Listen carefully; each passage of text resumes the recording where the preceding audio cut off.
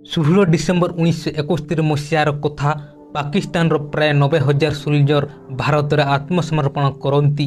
यही आत्मसमर्पण सहित भारत पाकिस्तान युद्ध वर्तमान समाप्त है। पाकिस्तान को दुई भाग में विभक्त करा एवं एक नूतन देश जन्म है बांग्लादेश। यह कहीं आरंभ है, क्यों युद्ध में भारत यही युद्ध में जीतिला ताहा व्यवहार कर श्वेत सामरिक रणनीति कौन थिला, 1971 मसीहा युद्धर पूरा कहानी कौन, आसंतु जानिबा एही भिडियो रे। पाकिस्तान दुई भाग में विभक्त हेबा बोध हुए पाकिस्तान गठन हेबा समय ही लेखा जाइथिला। 1947 मसीह भारत विभाजन पर पाकिस्तान दुईटी भौगोलिक पृष्ठक अंश गठित है। वेस्ट पाकिस्तान एवं ईस्ट पाकिस्तान जहाँ परस्पर ठारू 2000 किलोमीटर दूर थिला। ईस्ट पाकिस्तान जनसंख्या प्रकृत में वेस्ट पाकिस्तान तुलन अधिक थिला, किंतु समग्र पॉलिटिकल शक्ति वेस्ट पाकिस्तान रे केंद्रीभूत होउथिला। पाश्चात्यर लोक माने एवं पाकिस्तान सरकार आरंभरू प्लास्ट पाकिस्तान लोकों को भेदभाव करुथिले। कम जनसंख्या थिबा सत्ते वेस्ट पाकिस्तान 70% बजेट पाइथिला। उभय भागर अधिकांश लोक मुसलमान थिले, किंतु सेमानंकर भाषा संपूर्ण भिन्न थिला। जेतेबेले पाश्चात्यर अधिकांश लोक पंजाबी अधीन रे कथा होउथिले, ईस्ट पाकिस्तान अधिकांश लोक बंगाली भाषा थिले। बंगाली एवं केवल कथा होउथिले, किंतु 1948 मसीह पाकिस्तान सरकार एही बंगी मानंक उपरे उर्दू लगाइबाकू चेष्टा करिथिले। सेमाने जातीय भाषा भाव में उर्दू घोषणा कले एवं सरकार डॉक्यूमेंट स्टाम्प एवं मुद्रा ठारू बंगाली मानंकू हटाइबा आरंभ कले। एही भाषा भित्तिक भेदभाव पूर्व पाकिस्तान रे पाश्चात्य विरोध में विद्रोहर भावना सृष्टि करिथिला, किंतु एसबु विषय रे परिस्थिति पाकिस्तान परवर्ती 20 वर्ष पई मुख्यतः स्थिर थिला। किंतु यही अवस्था खूब शीघ्र परिवर्तन हेबाकू जाउची।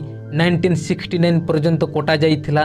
पाकिस्तान रे एक सामरिक नियम चलीथिला। देशर राष्ट्रपति एवं मिलिटरी मुख्य जनरल याही खान घोषणा करिसंती जे से शीघ्र पाकिस्तान रे निर्वाचन करी गणतंत्र को फेराई आनिबे एवं एथर जातीय सभा जहाँ गठन हेबो मूलतः संसद रे जहाँ प्रथम थर पई पूर्व पाकिस्तान गठित हेबो। अधिक आसन सहित प्रतिनिधित्व कराजिबो, कारण पूर्वर जनसंख्या मध्य अधिक।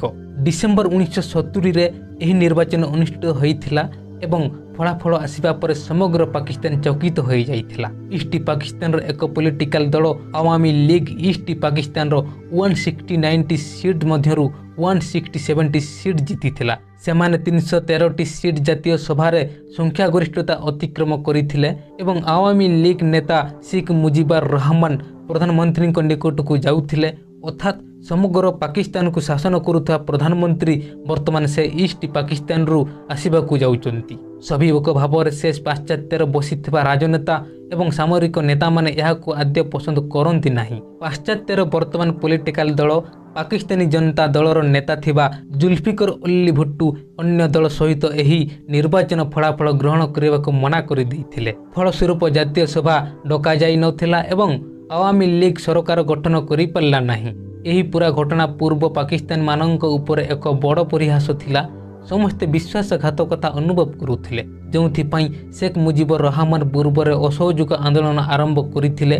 बड़ धरणर विरोध एवं धर्मघट होइथिला। साधारण नागरिक एवं सेना मध्य संघर्ष आरंभ होइथिला एवं खूब शीघ्र एक शक्तिशाली बंगाला जातीयतावादी आंदोलन आरंभ हेबाकू लागिला। एही समग्र आंदोलन चाहिदा एक अलग देश बांग्लादेश थिला। राष्ट्रपति याही खान बुझी जाइथिले जे से ईस्ट पाकिस्तान ऊपर निजर अधिकार हराउचंती। सेथिपाई मार्च 1971 मसीह सेमान एही आंदोलन को रोकिया पई एक स्वतंत्र सामरिक ऑपरेशन करबाकू निष्पत्ति नेइथिले। एक ऑपरेशन जहाँ बर्बरतार समस्त सीमा अतिक्रम कला। Operation search light. यही ऑपरेशन आनुष्ठानिक भाव में मार्च 21 1971 मसीह आरंभ होइथिला। परदिन शेख मुजिबुर रहमान को ईस्ट पाकिस्तान रु गिरफ करा जाई वेस्ट पाकिस्तान को पठा जाइथिला। गिरफ हेबा पूर्वरु मध्य से एक प्रसारण वार्ता माध्यम रे बांग्लादेश को स्वाधीनता घोषणा करिसंती। My last message. From today, Bangladesh is independent. I call upon the people of Bangladesh, wherever you might be and with whatever you have, to resist the army of occupation to the last. Your fight must go on until the last soldier of the Pakistan occupation army is expelled from the soil of Bangladesh. Final victory is ours. एही समय रे पाकिस्तानी सेना east Pakistan रे पुलवामा आक्रमण आरंभ करिथिला। साधारण नागरिकों द्वारा निर्दिष्ट गुली विनिमय होइथिला। आवामी लीग नेता तथा समर्थकों को अति निर्मम भाव हत्या करा जाइथिला। एही समग्र आत्महत्या समय रे प्राय 30 लाख लोक पाकिस्तानी सेना द्वारा प्राण हराइथिले। ऑपरेशन सर्च लाइट रे जबा पर किछि वरिष्ठ बंगाली सेना अधिकारी बंगाली प्रतिरोध आरंभ करथिले। से पाकिस्तानी सेना सहित लड़िया पई सेना गठन आरंभ करथिले एवं एही आर्मी रो नाम मुक्ति बाहिनी रखागला। किंतु वर्तमान मुक्ति बाहिनी पाकिस्तान सेनार उन्नत अस्त्रशस्त्र सम्मुख अधिक किछि करि पारि नथिले। एही समय मध्यरे आवामी लीग बहु गुरुत्वपूर्ण नेता सीमा पार होई भारत रे प्रवेश करिथिले। से भारतीय प्रधानमंत्री इंदिरा गांधी को भेटी साहाय्य मागिथिले। पाकिस्तानी सेनार बर्बरतारू रक्षा पाइबा पई लक्ष लक्ष साधारण नागरिक मध्य शरणार्थी भाव में भारत को आसिबा आरंभ करिथिले। किछि मास मध्यरे 1 कोटी अधिक शरणार्थी भारत आसीथिले। एही लोकमानक मध्यरु अधिकांश पश्चिम बंग, त्रिपुरा एवं आसाम रे आश्रय नैथिले। भारत उदार भाव थिला एही लोकमानक पई एहार सीमा खोलिला। किंतु एते संख्यक जनसंख्या शरणार्थी भारत पई एक बड़ आह्वान थिला। गृह, खाद्य, चिकित्सा सेवा एवं अन्यान्य आवश्यकतार संपूर्ण भार एही लोकमानक मध्यरु भारत उपरे पड़िला। सेतेबेले भारतीय अर्थनीति एते भी शक्तिशाली नथिले। तेणु सरकार को भारतीयों उपरे शरणार्थी टिकस लागू करने को पड़िला। जहाँ चिठी पठाइबा समय रे स्टाम्प किनिबा पई देबाको पड़ुथिला। किंतु यह सत्वे यही भार एते बड़ थिला जे भारतीय अर्थनीति संपूर्ण रूपे संपन्न होई पारे। एथि सहित शरणार्थी शिविर तथा यार आखपाख अंचल आईन श्रृंखला रक्षा करने मध्य कष्टसाध्य थिला। मूलतः भारतीय प्रधानमंत्री इंदिरा गांधी यह रोकिया शीघ्र किछि करिबा आवश्यक करती। शरणार्थी संकट एवं ईस्ट पाकिस्तान रे जनशरणाणी एप्रिल 1971 मसीह इंदिरा गांधी भारतर army chief minister Sam Manekshaw एवं कैबिनेट मंत्री एक मीटिंग डाकती। से चाहूले जे भारतीय सेना पाकिस्तान विरोध में तुरंत सामरिक आक्रमण आरंभ करंतु, जहा द्वारा बांग्लादेश मुक्त हो पारिबो एवं शरणार्थी माने फेरी पारिबे। किंतु सैम मानेकशॉ स्पष्ट भाव तुरंत आक्रमण करने को मना कर देइथिले। जोंथिपाई से दुईटी मुख्य जुक्ति देइथिले। प्रथम जुक्ति थिला से भारतीय सेना एते बड़ आक्रमण करने को एपर्यंत प्रस्तुत नहंती। तांकु देशर विभिन्न स्थान रे पोस्ट करा जायथिला एवं युद्ध पई सेमानंकु सठिक स्थान रे रखिया पई तांकु समय आवश्यक थिला। यह व्यतीत विजय पई आवश्यक गुली गोला पई पर्याप्त व्यवस्था करने को मध्य समय नेबाकु जाउथिला। द्वितीय जुक्ति थिला से सही समय रे पाग आक्रमण पई ठीक नुहे। पूर्व रे मे मासरे मौसुमी समय थिला, जहाँ सेटार अनेक अंचल को जलाशय परिणत करने को जाउथिला। जो कारणरू भारतीय सेनार गतिविधि अनेक थर मंतर होइजिबो एवं पाकिस्तान प्रतिरक्षा अनेक गुण अधिक प्रभावशाली हेबो। एथि सहित बरफ तरलिबा हेतु हिमालयर अनेक पास खोला जाय थाए, जहा द्वारा चीन भारत उपर आक्रमण करिबा सहज हेबो एवं शेषर भारत को 3टी युद्धर सम्मुखीन हेबाकु पड़िबो। सामर एही मूल्यांकन जे से थिले जणे महान सामरिक रणनीतिज्ञ। 2500 वर्ष पूर्व भारत रे एपरि जणे रणनीतिज्ञ चाणक्य थिले, जे केवल युद्ध रे नुहे सामग्रिक जीवन रे मध्य सफलतार रहस्य जानिथिले। सैम मानेकशॉ जुक्ति सुनिया परे से यह मध्य जानि नथिले जे आम एवं चीन उभय पाकिस्तान सहित अछंती एवं तेणु युद्ध को जीवा पूर्व तांको कौनसी बड़ देशर कूटनीतिज्ञ समर्थन आवश्यक हेबो। बैठकर निष्पत्ति निया जाइछि जे युद्ध को जीवार सर्वोत्तम समय नवेम्बर शेषरु आज 4 मास हेबो। सेतेबेलक भारतीय सैन्य संपूर्ण प्रस्तुत करिवे एवं भारत सरकार पाकिस्तान विरोध में विश्व मत आनिबाकू चेष्टा करिवे। जदिओ यार कूटनीति जहा द्वारा संभव हेले पाकिस्तान उपरे अंतर्जातीय चाप सृष्टि होई परिबो एवं बांग्लादेश बिना युद्ध मुक्त होई परिबो। मे 15, 1971 रे भारतीय सेना ऑपरेशन जैकपॉट आरंभ करिथिला, जोंथरे सेमाने निज आक्रमण करि नथिले। किंतु पूर्व पाकिस्तान मुक्ति बाहिनी को अस्त्र शस्त्र एवं तामिल देवा आरंभ करिथिले, जहा द्वारा सेमाने पाकिस्तानी सेना सहित अनियमितता युद्ध करी सेमानंकु दुर्बल करि परिबे। एही समय मध्य भारतीय वैदेशिक मंत्री शारण सिंह एवं अन्य कैबिनेट मंत्री माने एक कूटनैतिक अभियान आरंभ करिसंती, जोंथरे सेमान भारतीय प्रतिनिधि मानंकु पृथ्वीर विभिन्न देश को नहीं पाकिस्तान उपरे चाप सृष्टि करने को कहिसंती। मिलित जातिसंघर पाकिस्तान विरोध में एक प्रस्ताव मध्य रखा जाइथिला। शरणार्थी संकट जोगु भारत सबुआड़े सहानुभूति पाई थाए, किंतु पाकिस्तान विरोध में कहीं कठोर पदक्षेप नौ नाहांती। निजको गणतंत्र रक्षक बोली कहूथिबा अमेरिका गणतंत्र को हत्या करिबारे पाकिस्तान को समर्थन करुथिला। पाकिस्तान केवल अमेरिकार घनिष्ठ सहयोगी नुहे, अमेरिका एवं चीन मध्य कूटनीतिक संपर्क बढ़ाइबार मध्य एक गुरुत्वपूर्ण भूमिका ग्रहण करिथिला। तेणु अमेरिका राष्ट्रपति नेक्सन एवं तांकर जातीय सुरक्षा परामर्शदाता हेनरी किसिंगर पाकिस्तान विरोध में जीवाकू चाहू नथिले। वास्तव से पाकिस्तान को सामरिक एवं आर्थिक सहायता मध्य देउथिले। एसबु मध्य अगस्त 1971 रे भारत एक बड़ कूटनीतिक विजय हासिल करिछि। भारत एवं सोवियत यूनियन शांति, बंधुता एवं सहयोगर इंडो सोवियत चुक्ति नाम स्वाक्षर करिसंती। अर्थात इंडिया किंबा सोवियत यूनियन जदि गोटे संलग्न हुए तेबे उभय देश से शत्रु विरुद्ध लड़िबे। एही चुक्ति युद्ध समय भारत पई अत्यंत उपयोगी हेबो। नवेम्बर मास आसीथिला एवं भारत अनुभव करिथिला जे पाकिस्तान समस्यार कूटनैतिक समाधान होई परिबो नाही एवं वर्तमान भारतर केवल गोटे विकल्प थिला एवं सही विकल्प युद्ध थिला। भारत जानिथिला जे युद्ध आरंभ हेबा मात्रे पाकिस्तान सेमानंकु पश्चिम आड़कू आक्रमण करिबो, जहा द्वारा भारत को दुई आड़कू युद्ध करबाकू पड़िबो। तेणु भारतीय सामरिक उभय जगार युद्ध करबाकू प्रस्तुत थिले। नवेम्बर शेष सप्ताह इंदिरा गांधी सेनाबाहिनी को आक्रमण पई अंतिम निर्देश देइथिले। प्राय एक सप्ताह पर डिसेम्बर 4 रे भारत पाकिस्तान उपर संपूर्ण सामरिक आक्रमण करबाकू जाउथिला। भारतर प्रस्तुति देखि पाकिस्तान राष्ट्रपति याहा खान बुझी जाइथिले जे भारत जेकोसी समय पूर्व पाकिस्तान उपर आक्रमण करि पारिबो। से जेकोसी मूल्य पूर्व को भारत को विभ्रांत करबाकू चाहूथिले। तेणु से भयभीत होई 3 डिसेम्बर 1931 रे चेंगिज खान आरंभ करिथिले, जेउथिरे से निज पश्चिमरु भारत उपर आक्रमण करिथिले। संध्या 5:45 रे पाकिस्तान युद्ध विमान अनेक भारतीय एयरफील्ड उपर आसीथिला। पठानकोट, अमृतसर एवं आग्रा भली अनेक एयरबेस रे भीषण विस्फोरण होइथिला। एही एयरफोर्स रे एक सर्टी अर्थ टेकअप ठारू अवतरण पर्यंत एक आक्रमणकारी यात्रा सही दिन पाकिस्तानी एयरफोर्स समुदाय 50टी शॉट करिथिला एवं प्राय 180टी बोमा फिंगिथिला।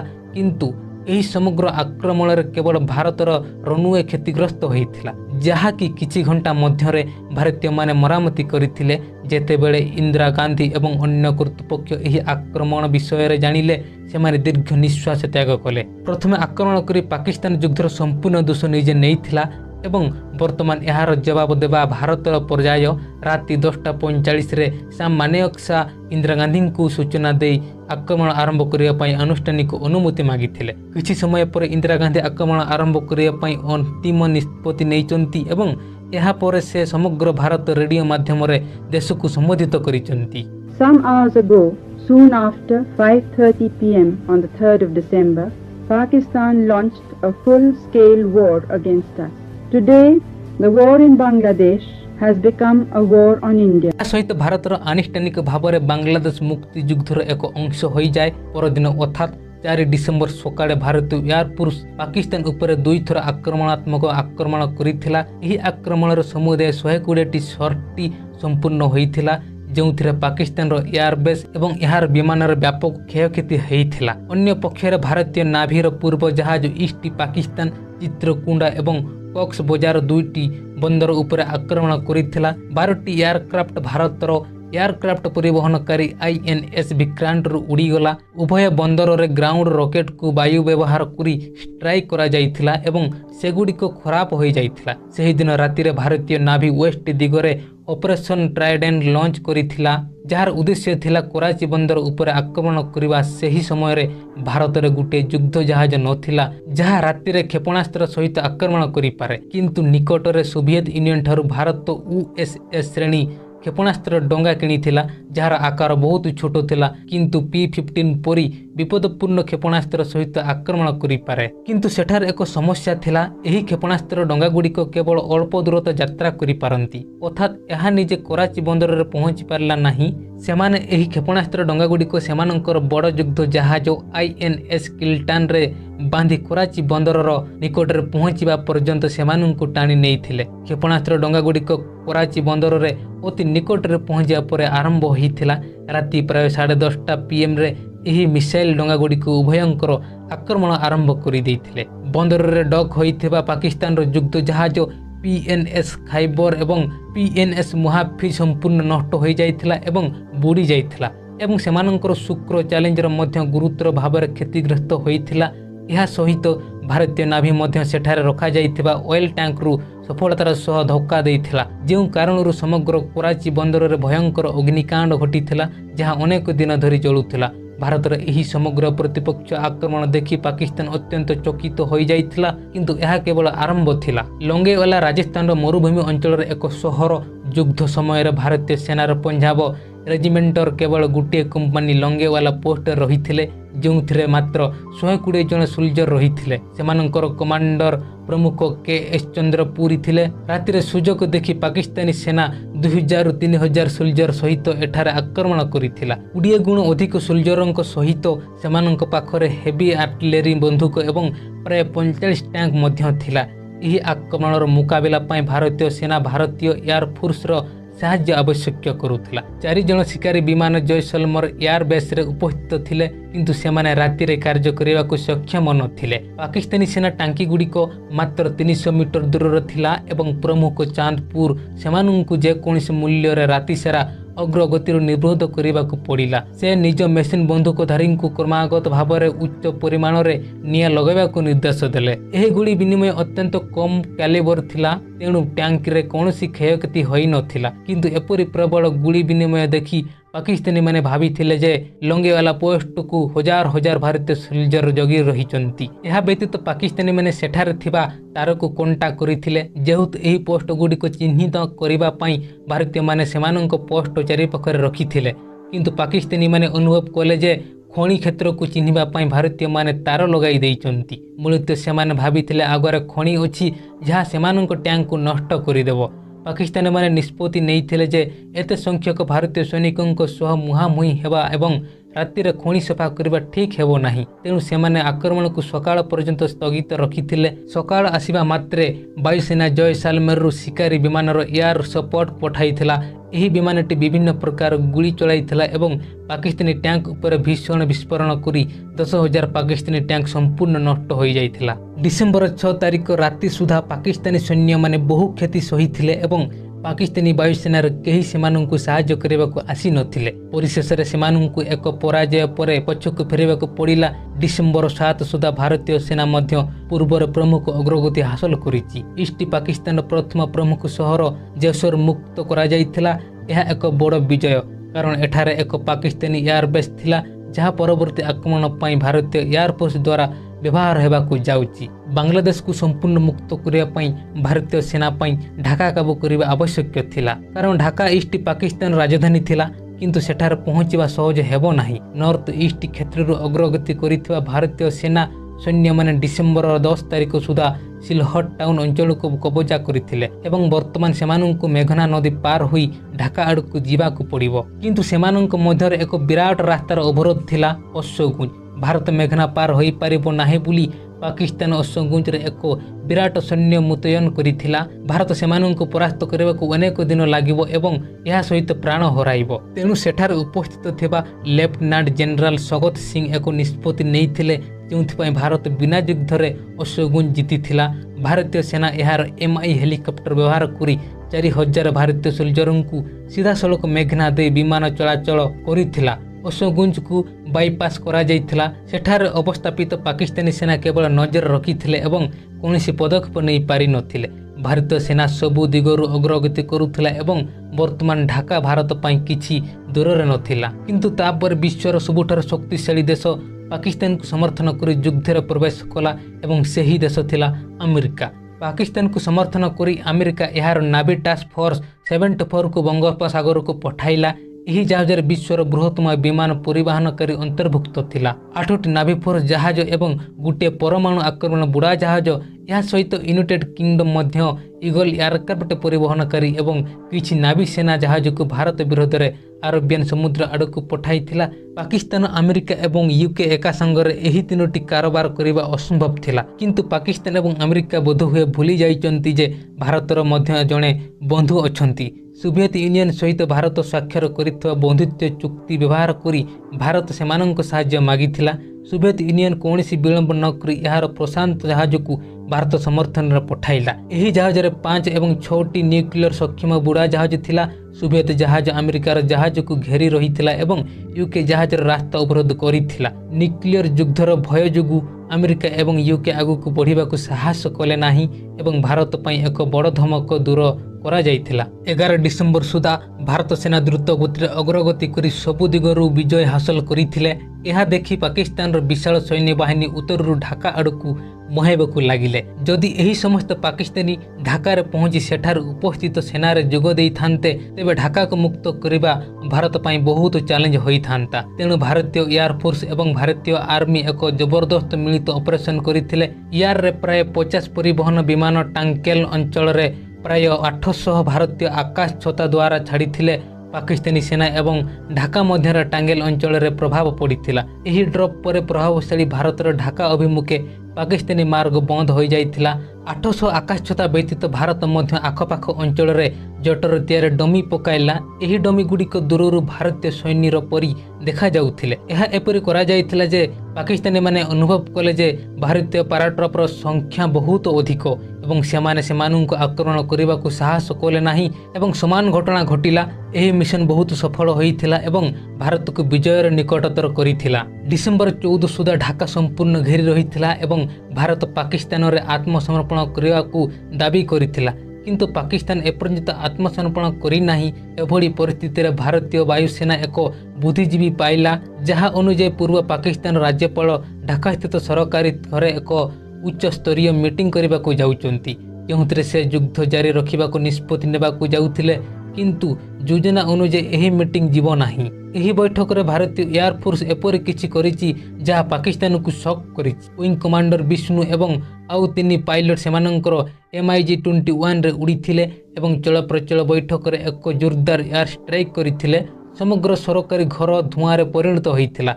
राज्यपाल AM मलिक एक एयर रेड आश्रयस्थल को दौड़ी निज जीवन रक्षा करथिले एवं थरी थरी हाथ रे तांको इस्तीफा लिखिबा आरंभ करथिले। राज्यपाल इस्तीफा सहित ईस्ट पाकिस्तान रे पाकिस्तान सरकार मेरुदंड भांगी जाइछि। डिसेम्बर 15 सुधा पाकिस्तानी सैन्य माने भीतरु पराजय ग्रहण करथिले। भारतीय सेना ढाका को काबू करी नैथिले एवं भारतीय नाभी सेना मध्य समुद्र पथ अवरोध करथिला। मूलतः पाकिस्तान मानक पई पळाइबार कोनोसी सुजोग नथिला। पाकिस्तानी सैन्य माने जीवन रक्षा करिबा पई ढाका यूनिवर्सिटी एवं आदर्श बिल्डिंग रे लुचि जाइथिले। एही समय साम मानेकशा पाकिस्तानी सैन्य एवं पाकिस्तान रो पूर्व सेना कमांडर जनरल नियाजी को वार्ता प्रसारण करथिले जेउथरे से पाकिस्तान को शर्तमूलक आत्मसमर्पण करिबा पई दाबी करथिले। एही वार्ता जोग पाकिस्तान को मनोबल संपूर्ण भांगिथिला। मेजर जनरल जाकोब जीए भारतीय सेनार पूर्व कमांडर कर्मचारी मुख्य थिले। डिसेम्बर 16 रे तांको आत्मसमर्पण बुझामणा पई जनरल नियाजी निकट को पठा जाइथिला। अनेक घंटार तीव्र बुझामणा पर जनरल नियाज आत्मसमर्पण करने को राजी होइथिले। सेही दिन ढाकार रामना रेस पाठ्यक्रम रे पाकिस्तान आत्मसमर्पण समारोह अनुष्ठित होइथिला। समारोह आरंभ रे पाकिस्तानी सेना भारतीय कंटिजेंट को गार्ड ऑफ ऑनर प्रदान करिथिले। तापर जनरल नियाजी सर्वसाधारण लेफ्टिनेंट जनरल GS अरुणंक तथ्यावधान आत्मसमर्पण करिवार उपकरण सिग्नेचर कले एवं शेष में कांदी कांदी तांको अपील एवं रिवॉल्वर व्यवहार करी जनरल अरुण को देले। एही कार्य समग्र पाकिस्तान सेनार आत्मसमर्पणर प्रतीक अटे। यह सहित पाकिस्तान प्राय 90,000 सोल्जर भारत में आत्मसमर्पण करथिले जहाँकि द्वितीय विश्वयुद्ध पर कौनसी सैन्य बाहिनीर सबुठार बड़ आत्मसमर्पण। बांग्लादेश मुक्ति युद्ध वर्तमान शेष हैला एवं बांग्लादेश स्वाधीन हैला। युद्ध पर भारत पाकिस्तान सैन्य मानू युद्धर बंदी भाव ग्रहण कला एवं साधारण सम्मिलन अनुଯାयी सेमानंकु पाकिस्तान पठाइबा दायित्व ग्रहण कला। 1 कोटिरु अधिक शरणार्थी निरापद प्रत्यावर्तन पई भारत मध्य सुविधा करिथिला। परवर्ती किछि मास मध्य शेख मुजिबुर रहमान बांग्लादेश स्वाधीनतार प्रथम राष्ट्रपति होइथिले। बांग्लादेश गुटिए पर गुटिए देशरू आंतर्जातिक मान्यता पाइबा आरंभ कला एवं शेष में बांग्लादेश भारत साहाय्य निजकू पुण्य निर्माण आरंभ कला।